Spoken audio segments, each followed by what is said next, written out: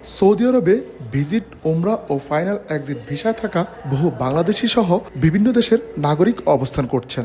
এদের মধ্যে অনেকের ভিসার মেয়াদ গত 25 ফেব্রুয়ারি শেষ হয়েছে। মেয়াদ শেষ হওয়ার পর নানা আইনি জটিলতার মুখে থাকা বিভিন্ন দেশের নাগরিকদের জন্য বিশেষ সুযোগ দিয়েছে সৌদি কর্তৃপক্ষ। মেয়াদ উত্তীর্ণ হওয়ার পরও যারা এখনও দেশটিতে অবস্থান করছেন তারা কোনো ধরনের জরিমানা বা অতিরিক্ত ফি ছাড়াই এখন সৌদি আরব ত্যাগ করতে পারবেন। ঘোষণায় বলা হয়েছে, আগামী 18 এপ্রিলের মধ্যে এই বিশেষ সুবিধা গ্রহণ করে দেশ ছাড়তে পারবেন সংশ্লিষ্ট নাগরিকরা। নির্ধারিত সময়ের মধ্যে বিমানবন্দরে উপস্থিত হয়ে দেশ ত্যাগ করতে বলা হয়েছে তাদের। তবে এই সুযোগের আওতায় ভিসার মেয়াদ বৃদ্ধি বা নতুন করে ভিসা গ্রহণের কোনো সুযোগ থাকবে না বলেও স্পষ্ট করা হয়। এদিকে নির্ধারিত সময়ের মধ্যে সৌদি আরব ত্যাগ না করলে পরবর্তীতে আইনগত জটিলতা এবং কঠোর শাস্তিমূলক ব্যবস্থার সম্মুখীন হতে পারে বলে জানিয়েছে সংশ্লিষ্ট সূত্র। 200-র বেশি সার্ভিস ও ফিচারে লেনদেনের সব বিকাশ অ্যাপে সম্ভব।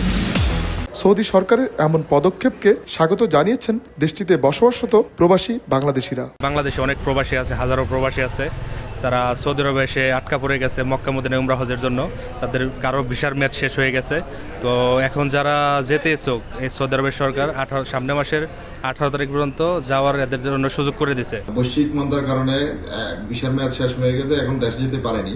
তাদের জন্য সৌদি গভর্নমেন্ট সুন্দর একটা সিদ্ধান্ত নিয়েছেন।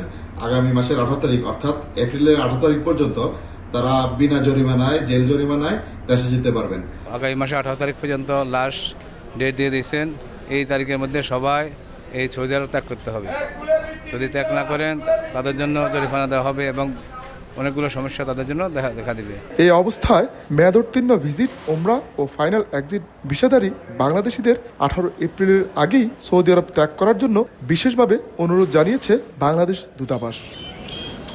আরিফুর রহমান, সময় সংবাদ, সৌদি আরব।